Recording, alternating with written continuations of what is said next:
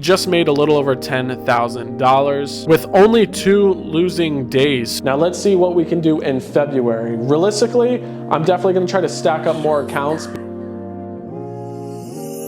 You can see this looks pretty solid. I mean, we have 4 time frames in Confluence.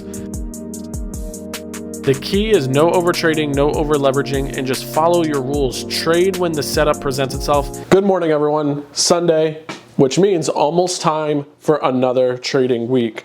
I got a good amount of things to do today. I'm about to run to the mall. You'll probably see a few clips of that. And then, yeah, basically just gonna be editing, filming, reviewing the charts, stuff like that. And tonight when it's time to edit this video, I think I'm gonna go to downtown Tampa and just bring my laptop and chill for a little. Depends though. If it's cold as hell, probably won't be going. Maybe I will go and I'll just go sit inside a building or something and just like edit. I will put a few clips in this video though. If you see my Instagram story, I put a story and I was like random side quests. I went to Epic Universe. Pretty cool. The Mario was pretty detailed and really cool. So, I mean, I recommend going and stuff, but I'll put a few clips. That's what I did yesterday. And man, it was cold as hell. The wait time too for some of the rides. One of the rides, we were waiting in line for like 2 hours or something like that. You could see right where you're about to get onto the ride, and then they shut down the rides due to wind. So I waited like 2 hours in a line and couldn't even ride it because the wind was just crazy. And if you don't know, some parts of Florida yesterday snowed, which is crazy. Like I think Jacksonville, Gainesville, Tallahassee and stuff like that got a decent amount of snow. It was even snowing apparently here a little in Tampa. And then some other spots, it was snowing in Florida. So that's pretty cool. I didn't see no snow personally, but it was so damn cold that it should have been snowing. But already 1 o'clock actually. So I'm gonna go ahead, head to the mall. Look at this, glass is broken, everything. Man, today is crazy.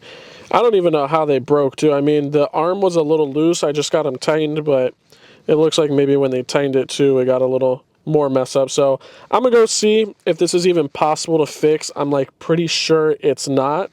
And if it's not, I'm about to just go get some super glue.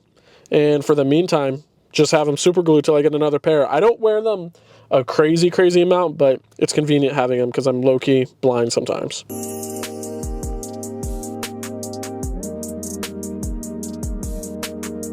I need some shoes for an event I'm going to, and I'm wondering if I should get these Sambas. I've never bought a pair of Sambas, but these are kind of clean. I've been wanting to get into New Balances, and these are pretty nice. I kind of like the blue. I feel like I can match them with a decent amount of the stuff I have, but I've really been wanting a pair of brown shoes, and I feel like these brown New Balances would go kind of hard. So obviously, as you can see, they could not get fixed, which is what I assumed. So now I got to perform some surgery. So I have super glue, and basically I'm just going to be trying to super glue this arm back into this slot. Now, I don't know if it's gonna work, but it will at least work for the meantime, I guess, till I figure out about getting a new pair of glasses. So I'm just gonna put this on and then, yeah, hopefully it will help for the meantime. I'm gonna just put it in this hole for now, kind of get it all up in there.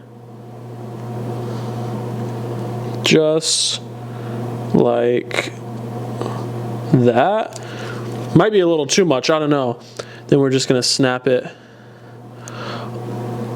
right back into place like that. That might have been too much glue. I'm not even gonna lie. Oh shit, it touched right there. I'm gonna have to hold it like this for like a minute because I don't want it to get glued to the arm part, I guess, or whatever you call it, because I still want them to open and close. Epic was not bad. Remember I was talking about it earlier, about how we went to Epic yesterday? I'll actually insert the clips right here in a second, but the Mario part definitely could have been bigger, but it was really cool. I mean, they did a great job on detail.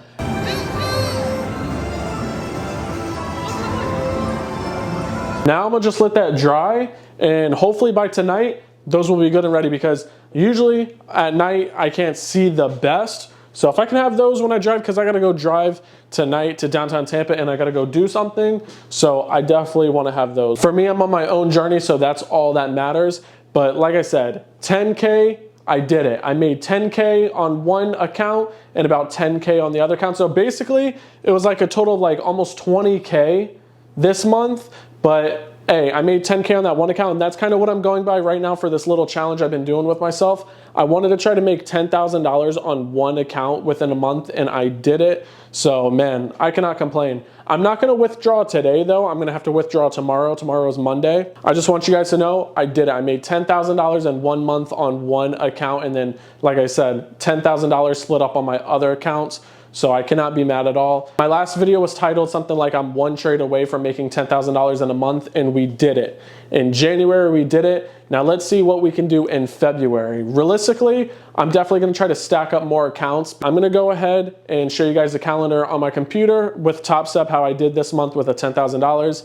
And then I'm gonna go ahead and we're just gonna look at the charts and stuff. This is my calendar for the month of January on Top Step. You can see January 2026. Monthly P&L, $10,175.80. These are my winning and losing days. So I had 1, 2, 3, 4, 5, 6, 7, 8, 9, 10 winning days and 2 losing days. Now, you know me, normally I say I always take 1 trade per day. If you see these 2 trades, a lot of times I'm trimming or I just did it slightly different. But you can see week 2, $2,729.20. So had a great start. Week 3, $1,411. Week 4, $3,354.20. And then week 5, $2,681.40. Just made a little over $10,000 with only 2 losing days. And both of them were on a Friday. You can see $459 loss here, $593 loss here. So I think I only had 1 trade less than my losing days right here. So you can see this one, 554, was just a little less than this one right here. So my risk reward was very good. And it's looking like Thursday, the 15th, was my best day this month, $2,004. I only took 2 trades this week, and this is what I tell the members in the group, and this is what I tell everyone. You can show up to the charts every single day, but not every day is going to be a trading day. So look at this, Thursday, Friday, the 1st and the 2nd, I placed no trades, but I still showed up. The 8th right here, no trades, still showed up. This week, I only placed 2 trades, right? 1 trade, 1 trade. Monday, Tuesday, Wednesday, I still showed up, but I did not place any trades because my setup did not present itself. The last and final week, check this out. I took a trade then, took a trade that day, right? Wednesday, Thursday, no trades. And I knew, okay, I am 1 trade away from making my $10,000 goal, right? But I did not force a trade that day. I did not force a trade that day because my setups did not present itself. But on Friday, there was a setup. I took it, gave us a W, thankfully, right? Thankfully, we took a W and I got to hit my goal, and that's what gave us the W week. And you can see this week right here was my best week, $3,354. So I cannot complain whatsoever. I am thankful that I hit my goal, $10,000 on just 1 account. And I made roughly close to $10,000 across my other funded accounts. I'm hoping February is going to be just as good, if not even better. And I'm probably going to start working on stacking up funded accounts through other prop firms and stuff as well, just so I can copy trade through those and just make way more money. Obviously, we all want to make a crazy amount of money. The key is no over trading, no over leveraging, and just follow your rules. Trade when the setup presents itself. And if it doesn't, don't be afraid to not place a trade.